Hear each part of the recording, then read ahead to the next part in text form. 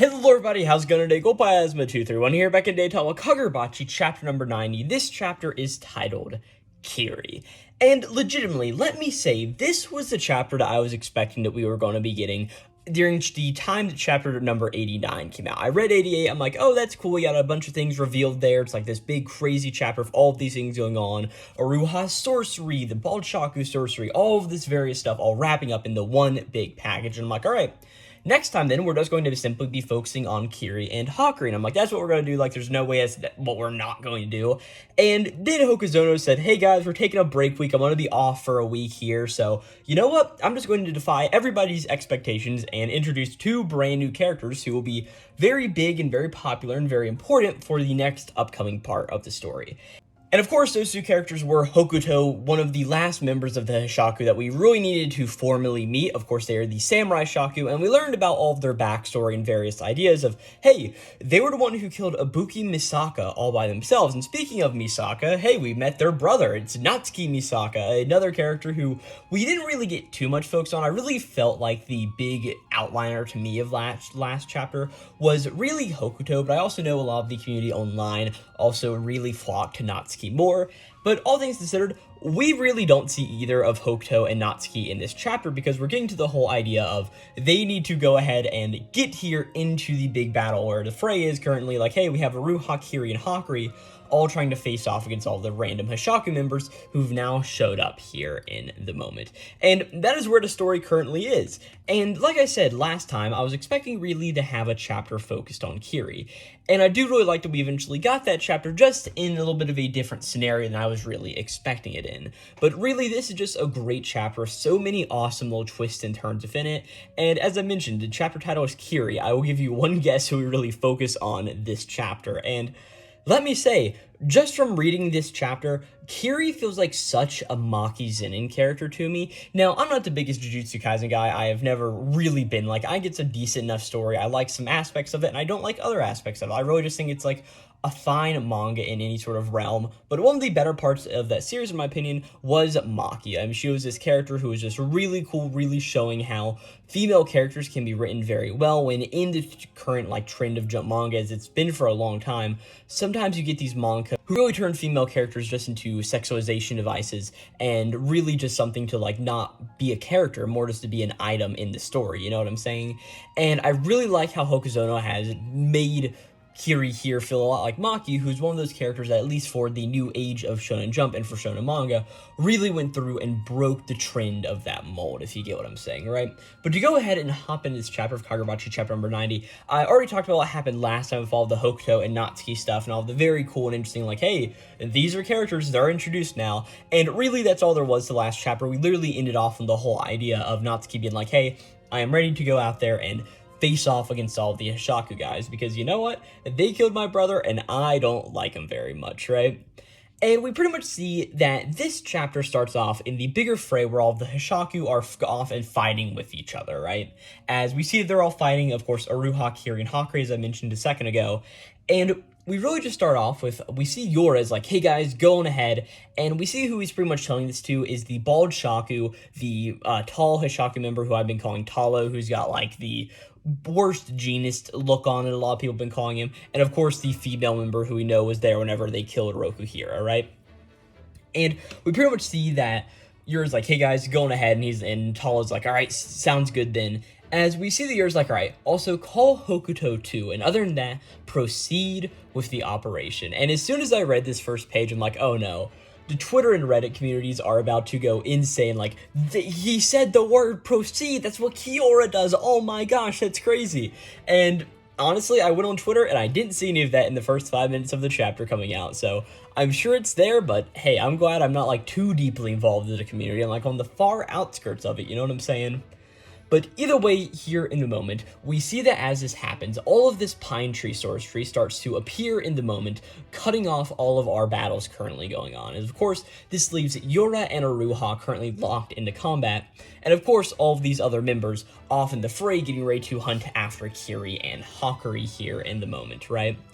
And of course, Kiri and Hakuri could overhear all of this being said here in a moment, as Hakuri's like, oh my gosh, like, operation, like, does that mean they have a plan or something like that? And we see that Kiri's like, well, I mean, of course they do. I mean, they have allies on the inside. And eventually Kiri looks over to see one of the other traitors that we know is currently working with Tashaku from the Kabanagi. It is this very long-legged, fast sorcerer who has these blades sort of like on these bandages and like staked through her arms pretty much, right? Honestly, she is a big character in this chapter that we do not get a name for. So what name do I want to give this character? This is always a big question here on the channel. I guess let's just call her Longleg. Yeah, just call her Longleg. I think that works pretty much. Or Longarm. Yeah, Longarm. I like that. So pretty much we just see that Kiri says like, oh yeah, so Longarm, how long have you been an Hashaku lackey?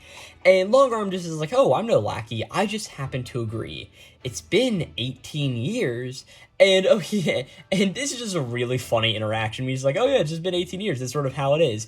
And Kiri has a very like nonplussed look here, just like, okay, whatever.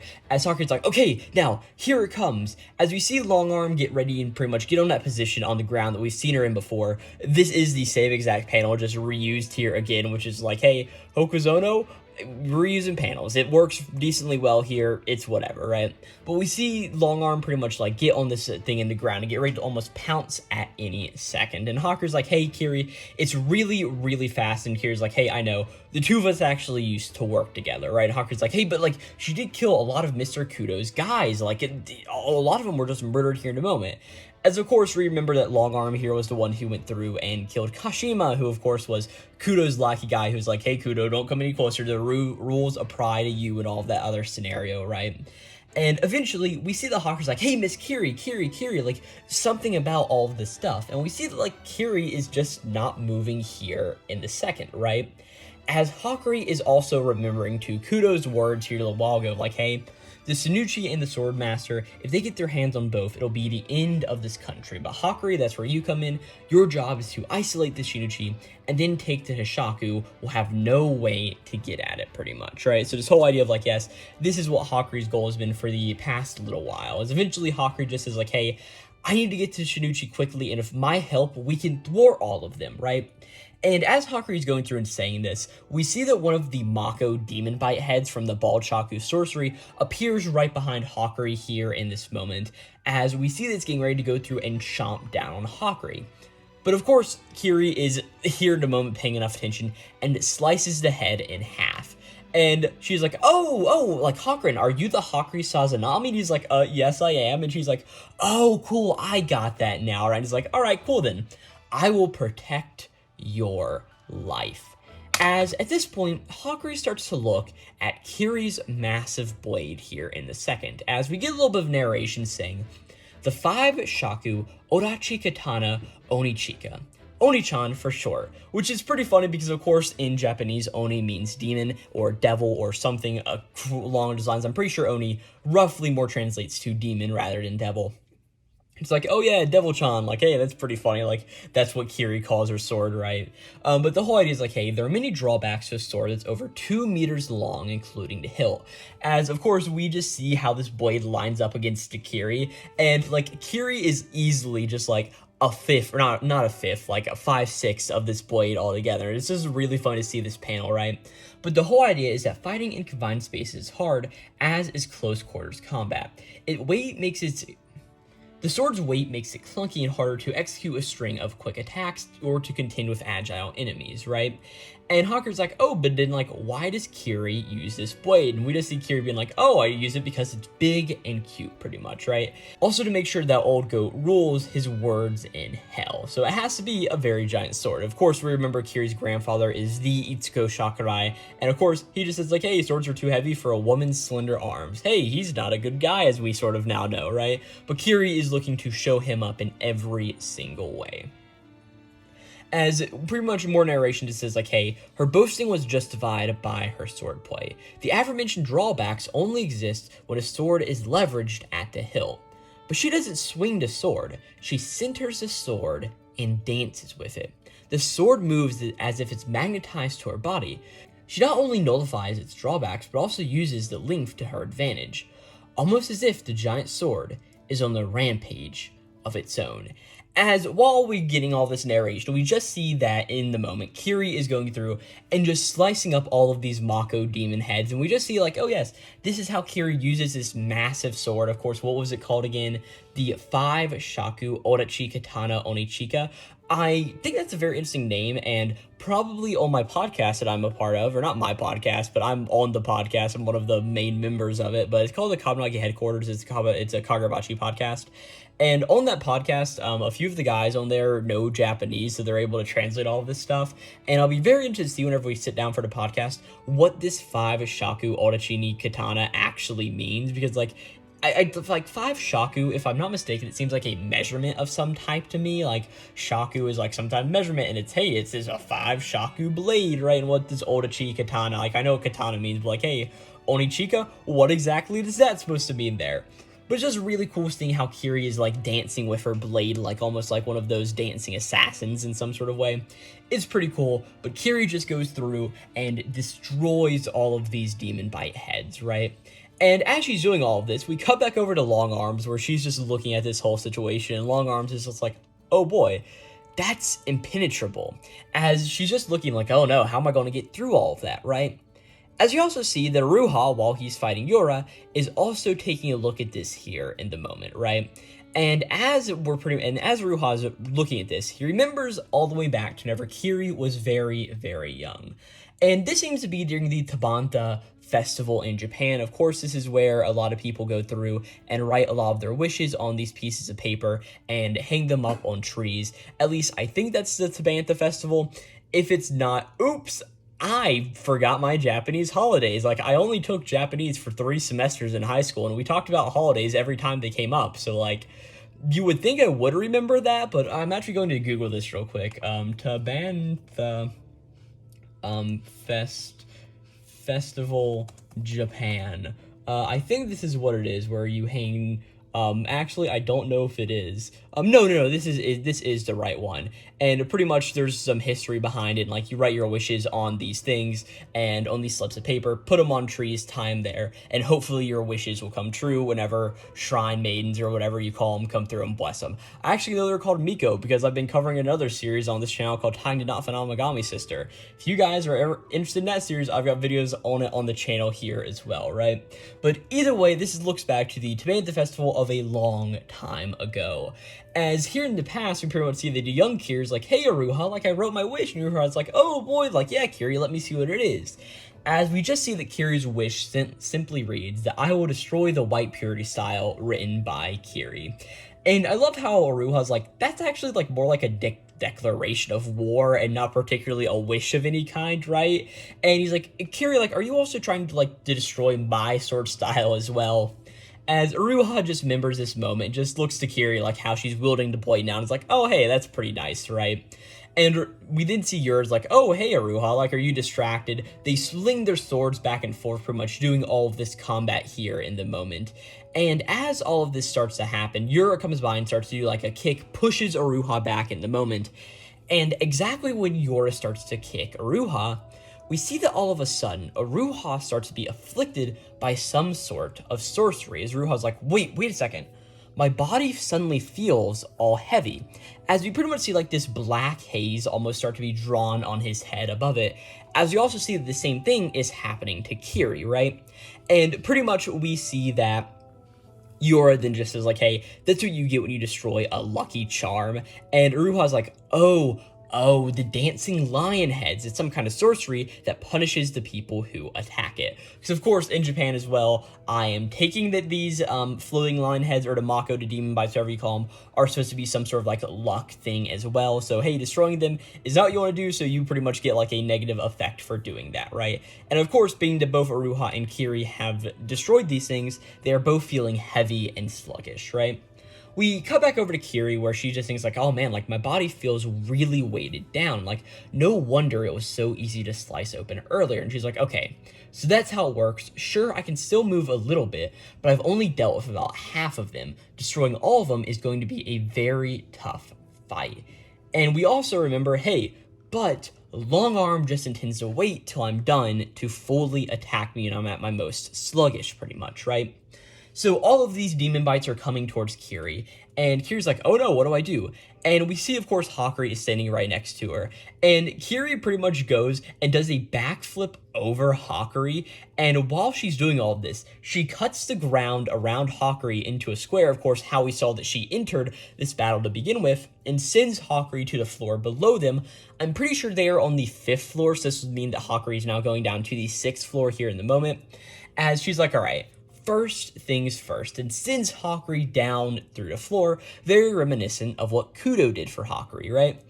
And of course, here in the moment, in sort of the same vein, we see that none other than Kiri gets bitten by all of these demon heads. We see blood squirting out from all of these various positions, they've pretty much latched down and chomped onto Kiri. So it's like, hey, Hakuri's gotten away through the floor twice in this arc so far, but every time somebody gets very wounded because of it. Hakuri's like, no, Kiri, right?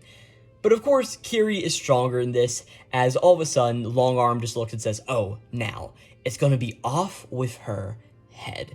As we see that she, of course, gets into her lunging position and lunges towards Kiri, dual knives in hand. And of course, here in the moment, we see that they just come through, and we see blood squirt out of Kiri once more. As pretty much what we see that Kiri has done whenever Longarm has come through and stabbed her, is that Kiri with one arm has grabbed the right arm of Longarm. I'm sorry, this is a very weird sentence I'm now realizing, right? And of course, Longarm is pretty much crossing their hands, so Kiri has grabbed the right arm, and what's now in the right arm position pretty much is the left arm, and that knife has stabbed right through Kiri's arm. And she's like, hey, sorry, Longarm, I'm used to speed. And we see Longarm's like, no, with one hand, how is that possible, right? As Kiri then just says, hey, gotcha, now I can handle you all at once. So of course, Kiri's other arm has the most important thing, her weapon. Let me find the title of it one more time. The 5 Shaku Odachani Katana Onichika. The big gun weapon, pretty much, right? As pretty much this big sword is here at the moment, and Longarm's like, oh no, she lured me in, but as soon as I got free, and all of a sudden, Kiri's like, hey, I'm not letting you go, grabs her wrist and holds it even tighter, and Longarm's like, oh no, her grip is insane, right? As Kiri's like, hey, this is nothing, I'm used to handling a real beast. And goes through, dances with her sword, and we just get this really awesome panel. Not quite to end off the chapter, it's actually the second to last page, but it's a full page spread where we just see Kiri has all of these demon Mako head, these demon bite Mako heads, all stacked up on top of each other, almost skewering them through with her katana. But also at the very bottom of the pile is Longarm, who presumably has been stabbed through here, unless Kiri's blade is just holding the demon head skewered and just almost holding Longarm down. I don't know if Longarm is dead. Honestly, I do like her design. I'd like to see her a little bit more though. But this is Kagurabachi, a long time ago in the beginning of this series. Keeping characters that weren't the main characters around for longer than 2 chapters was unheard of, you know what I'm saying? But hey, still that samurai mask guy, he's still alive out there somehow. He ran away in chapter number 7 whenever Izami showed up. So yeah, that's how all that stuff works there. But yeah, it's just a cool chapter seeing all this stuff happen, but of course, we're not over yet. Of course, being that Kiri has destroyed more of these demon bite heads, the weighted sluggishness effect is getting placed on her some more, as Kiri's like, oh my gosh, I'm so heavy, and she's like, all right, Hakuri, let's get moving. And Hakuri's like, oh my gosh, Kiri, I'm glad you're safe, right? But of course, this doesn't last for too long, as all of a sudden, a arm gets placed on Hakuri's shoulder, as we see some guy just say oh hey, where's Aruha? As we cut over and we see that none other than Hokuto is now here, just sitting right next to Hakuri, or more standing next to Hakuri, and just putting his arm over his shoulder, Hishaku emblem on his this is his right hand there, and he's like, hey, where's Aruha? And that's actually where we end off this chapter of Kagurabachi. And yeah, this was just a really good chapter coming through. Really what I was expecting from Kiri. I am very happy that she pretty much has her own blade style using this massive 5 Shaku blade. And it's just a cool thing to not have her face off one of the Shaku members, but to have her face off one of the Kabanaki traders instead. And of course, now we get this whole idea of Hokuto has now shown up, and we know from the whole idea is like, hey, Hokuto wants to be with Aruha for some reason to fight him. Maybe it's like he's one of the other sword bearers who's still out there and may be able to give him a proper fight. That's at least what I'm guessing at this point, but nothing that we really know for sure right this second, right?